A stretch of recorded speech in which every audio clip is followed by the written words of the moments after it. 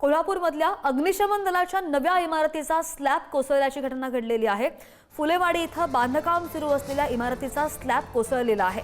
Slab खाली काही जण अडकल्याचीही प्राथमिक माहिती आहे। काहींना बाहेर काढून सीपीआर रुग्णालयामध्ये हलवल्याची प्राथमिक माहिती समोर आली आहे। बातमी पाहतोय कोल्हापूरमधून। कोल्हापूरमधल्या अग्निशमन दलाच्या नव्या इमारतीचा स्लॅब कोसळलेला आहे आणि या स्लॅब खाली काही जण अडकलेले आहेत अशी ही माहिती समोर येते। फुलेवाडी इथं बांधकाम सुरू होतं आणि याच इमारतीचा स्लॅब कोसळलाय जो आपण दृश्यांमध्ये पाहतोय। काहींना जे स्लॅब खाली अडकले होते त्या काहींना बाहेर काढून सीपीआर रुग्णालयामध्ये हलवल्याची माहिती आहे। बातमी पाहतोय कोल्हापूरमधून।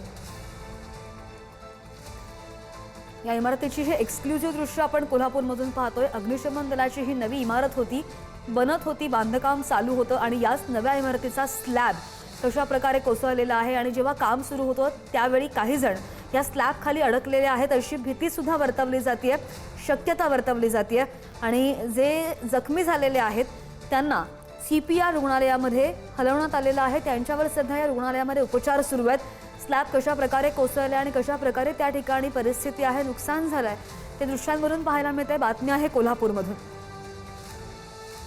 अग्निशमन दलाची ही भिंत होती, अग्निशमन दलाची ही नवी इमारत होती, याच इमारतीचा स्लॅब कोसळलेला आहे आणि कोल्हापूरमधल्या फुलेवाडी इथे या इमारतीचं काम सुरू होतं। अग्निशमन दलाची जी इमारत होती याच सुरू असलेल्या इमारतीचा स्लॅब कोसळलेला आहे जो आपण दृश्यांमध्ये पाहतोय।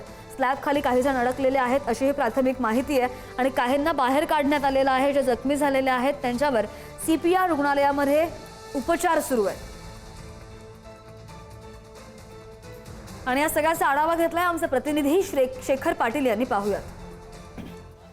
एखाद्या कामामध्ये किती निष्काळजीपणा असू शकतो याचं उदाहरण काल संपूर्ण कोल्हापूर जिल्ह्यानं बघितलेलं आहे। कारण कोल्हापुरातल्या फुलेवाडी या ठिकाणी बनत असलेल्या फायर स्टेशनच्या नवीन इमारतीचा स्लॅब जो आहे तो कोसळलेला आहे।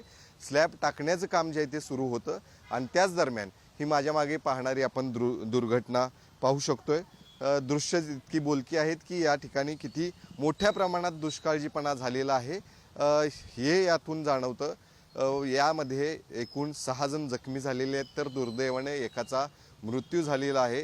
6 कामगारांना तात्काळ त्या ठिकाणी मदत कार्य पोहोचलं म्हणून त्यांचा जीव वाचलेला आहे, मात्र एकाचा यामध्ये दुर्दैवानं मृत्यू झालेला आहे। मोठ्या प्रमाणात स्लॅबच्या ज्या सळया होत्या त्या या ठिकाणी त्या कामगाराच्या अंगावरती पडल्यामुळं एकाचा मृत्यू झालेला आहे। आपण जर बाजूला बघितलं तर जुनी इमारत जी आहे ती फायर स्टेशनची आहे आणि त्याच इमारतीच्या बाजूला एक दुसरी इमारत होत होती।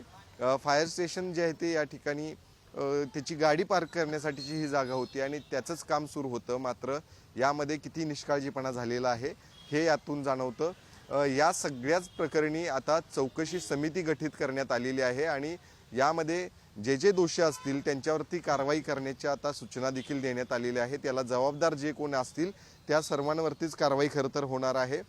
रात्रीच्या वेळी खरं तर ही घटना घडलेली आहे। 9:30 वाजण्याच्या सुमारास ही घटना घडली आणि त्यानंतर आपण सर्वांनीच पाहिलं की कशा मोठ्या प्रमाणात या ठिकाणी संपूर्ण प्रशासकीय यंत्रणा गतिमान झाली होती आणि त्यांच्याकडून घटनास्थळी येऊन पाहणी केली गेली होती। हा स्लॅबचा स्ट्रक्चर ज्या ठिकाणी उभं केलं होतं त्याचा भाग काही पाहायला मिळतोय आणि याच परिसरामध्ये बाजूला जर आपण बघितलं तर मोठ्या प्रमाणात ज्या सळया होत्या त्या देखील JCBच्या साहाय्यानं, कटरच्या साहाय्यानं तोडून या बिल्डिंगच्या अगदी समोर बाजूला करण्यात आलेले आहेत।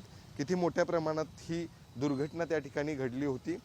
सुदैवाने या 6 जणांचा जीव वाचला असला तरी एकाचा दुर्दैवानं मृत्यू झालेला आहे।